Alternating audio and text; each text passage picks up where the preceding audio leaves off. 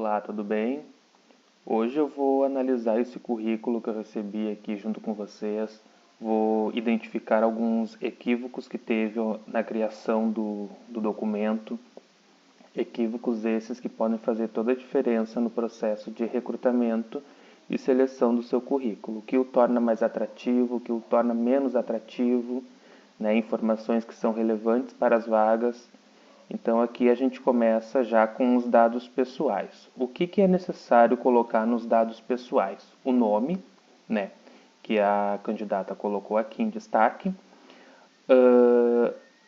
a idade, como ela tem colocado aqui, é sempre importante colocar a idade direto e não a data de nascimento, até mesmo para ficar mais objetivo para o recrutador, para ele identificar qual a sua idade exata, né, se bate realmente com suas experiências, com suas formações. Não é necessário colocar se tem filhos ou não, se é casado ou não, se é brasileira, se é americana. Isso não tem a necessidade, apenas se você tem o objetivo de conseguir um emprego no exterior. Aí sim você pode incluir essa informação. Porém, dentro do próprio país não tem o porquê incluir essas informações, elas não são relevantes no currículo. Tá? Ela colocou aqui os contatos, né? Colocou 2 contatos dela, um contato do esposo, né? Para caso ela não possa atender no momento que o recrutador liga. Então ela deu um contato para recados. Ela colocou aqui abaixo o e-mail, claro que eu apaguei, né, pessoal, por uma questão de privacidade, ética e descrição, então eu não posso mostrar, mas aqui está o e-mail dela corretamente. E no endereço ela se passou um pouco nas informações, ela colocou rua completa, número de casa, o bairro, a cidade e o estado. O ideal é colocar estado, cidade e bairro. Quando você procura um emprego dentro da sua cidade, você coloca essas 3 informações: o bairro, a cidade e o estado. Não tenho por que colocar rua, CEP, número da casa, número do apartamento. Tem gente que coloca até o andar em que mora no condomínio. Não é seguro, né? Lembre-se que esse documento passar por várias pessoas, pode ser colocado inclusive no lixo, alguém pegar e ter essas informações sobre você. Não é viável. Então coloque apenas essas informações. Quando você está procurando um emprego fora do seu estado, você coloca a cidade que você mora e o estado que você mora. Quando for para fora do país, você coloca o estado que você mora e o país que você vive, ok? Abaixo dos dados é sempre ideal você colocar o objetivo. O que é o objetivo? O objetivo não é aquele texto feito, o meu objetivo é criar experiências, conhecimentos, poder dar o melhor de mim dentro da empresa. Isso não é relevante, gente. O objetivo nada mais é do que o cargo que você está se candidatando ou a área. Por exemplo, se esse cargo aqui ela tivesse se candidatando para técnica de segurança do trabalho, que é a formação dela. O objetivo seria técnica de segurança de trabalho. Qual a área? Segurança do trabalho, ou segurança, enfim, saúde do servidor. Esse é o objetivo. O objetivo é o cargo e a área que você deseja, que você está encaminhando aquele currículo. Não encha linguiça, não escreva textos, porque isso não é relevante, tá? Então ela deveria ter colocado abaixo dos dados o objetivo dela ou colocado abaixo do nome, bem aqui, ó. Ela poderia ter colocado o nome dela em uma fonte um pouquinho maior e abaixo colocado o cargo que ela deseja ali embaixo mesmo. Ou, embaixo, depois desses dados, colocar aqui, objetivo, cargo tal, tá? As habilidades ela deve colocar abaixo, bem no final do currículo, tá? Eu vou explicar depois o porquê. Após o objetivo, normalmente se coloca o resumo funcional, né? O resumo profissional, que é a sua história profissional, seus conhecimentos, atividades que você já exerceu, tudo que possa agregar de informação para esse cargo que você está se candidatando. Lembrando que é um resumo profissional, então não escreva textos muito mirabolantes, muito extensos. Já peguei resumos de 1,5 páginas, isso não é um resumo, isso é um texto. Então tem que ser resumidamente as atividades, os conhecimentos, as experiências que você já teve ao longo da sua carreira. Após o resumo, você coloca a sua formação acadêmica, né? Quando você diz formação acadêmica, são ensinos superiores, tá? Formação acadêmica é apenas a faculdade, né? Nem técnico se enquadra na formação acadêmica. Então, quando você tiver uma formação de curso técnico, uma formação de ensino superior, você coloca apenas o título como formação, tá? Nada de acadêmica. E não há necessidade de colocar ensino médio completo, porque quando você tem um curso técnico ou um curso superior, naturalmente você já tem o ensino médio completo. Isso é mais para encher o currículo de informações e não há essa necessidade, tá? Então, tem formação, tem curso técnico, tem curso superior, não coloca ensino médio completo, porque já está completo e isso todo mundo sabe. Cursos complementares ela colocou aqui abaixo da formação acadêmica. Visualmente é o mais adequado, mas não é o correto, tá? Cursos complementares a gente coloca no final do currículo também. E eu vou explicar depois o porquê de seguir essa ordem que eu estou informando aqui para vocês. Após a formação, ela vai colocar experiências profissionais, tá? Então, seja dados pessoais, objetivo, resumo profissional, caso ela queira incluir, formação acadêmica e experiências profissionais. Nas experiências aqui, ela preencheu corretamente com o nome da empresa, com os cargos que ela exerceu lá dentro, né?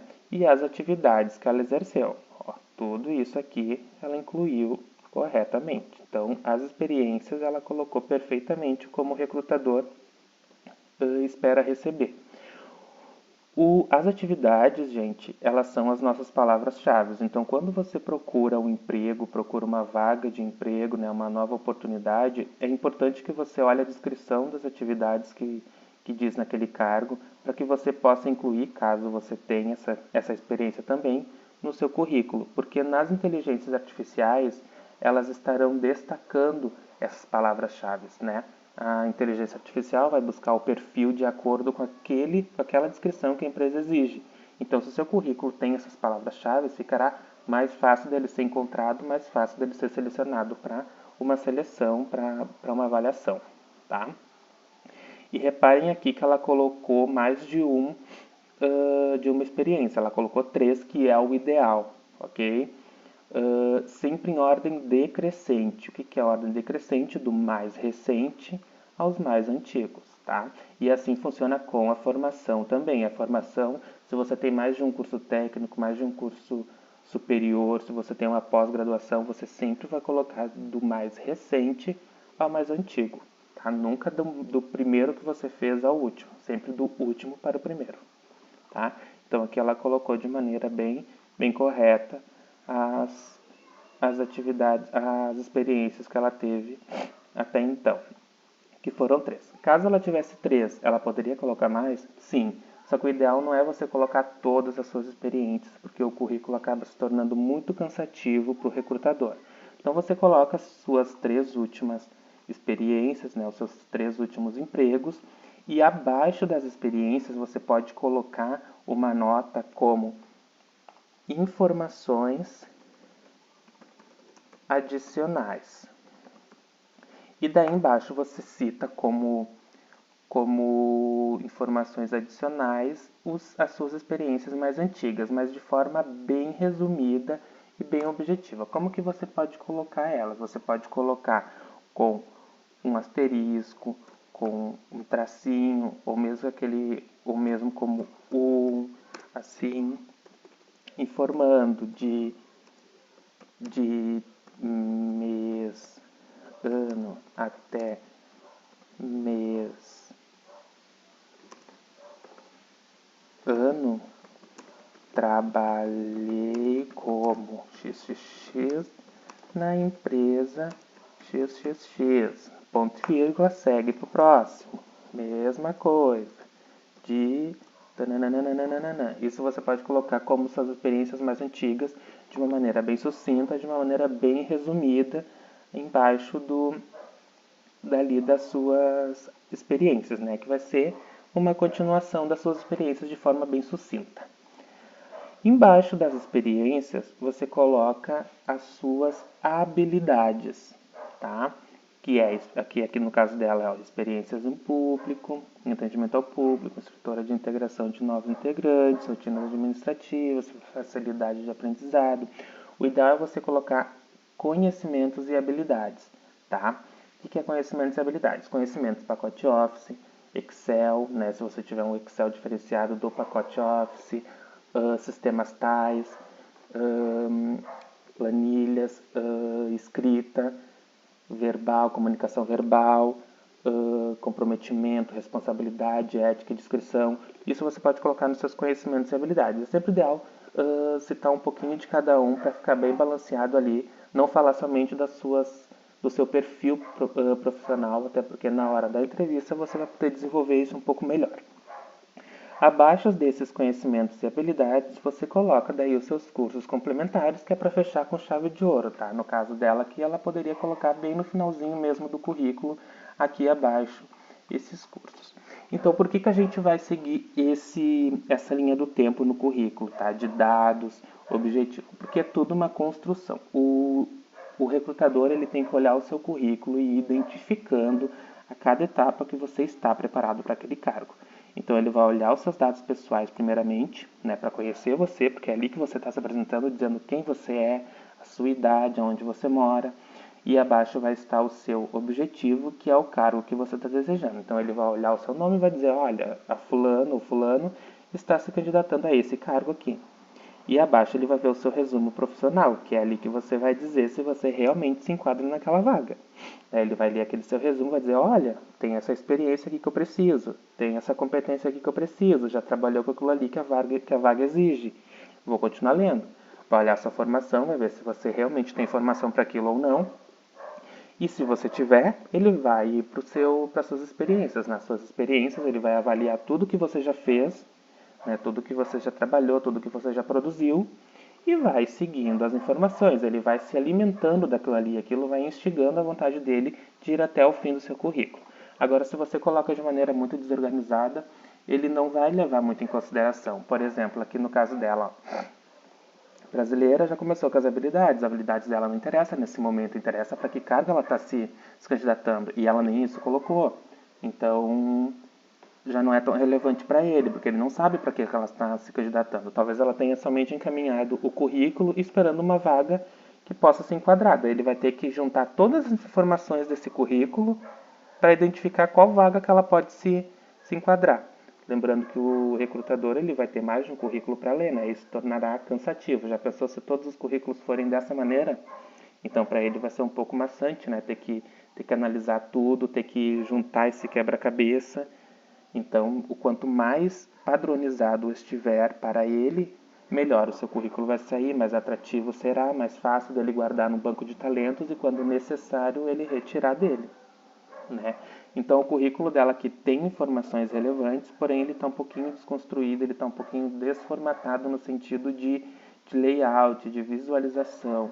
Né? A gente tem que ir catando as informações e eu não identifiquei que vaga que ela está exigindo. Aqui ela é formada em curso técnico, em segurança do trabalho, mas ela está se candidatando a isso? Ela está se candidatando a uma vaga de ensino médio, porque aqui ela colocou ensino médio, então eu não consigo identificar, eu quanto recrutador eu não consigo.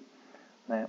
Então é muito importante ter essa organização, essa preparação do currículo. Né? O currículo ele não é só um documento com informações, ele é a sua apresentação.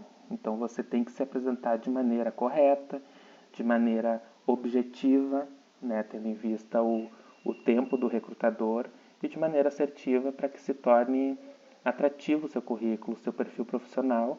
E você também não pode colocar todas as suas informações, porque senão você não vai ter nada para falar no momento da entrevista, correto? Então é preciso saber o que colocar no currículo. Então, nesse momento é isso. Eu vou vir com mais alguns currículos posteriormente, fazendo análises, porque cada currículo que eu recebo, ele tem algumas diferenças, ele tem algumas informações diferentes, ele tem algumas colocações, ele tem alguns tópicos que diferenciam ele, que o tornam atrativo ou não, e que para você pode fazer a diferença no momento que você estiver procurando uma recolocação, procurando uma nova oportunidade, ou até mesmo uma transição de carreira. Ok? Então ficamos por aqui e até a próxima.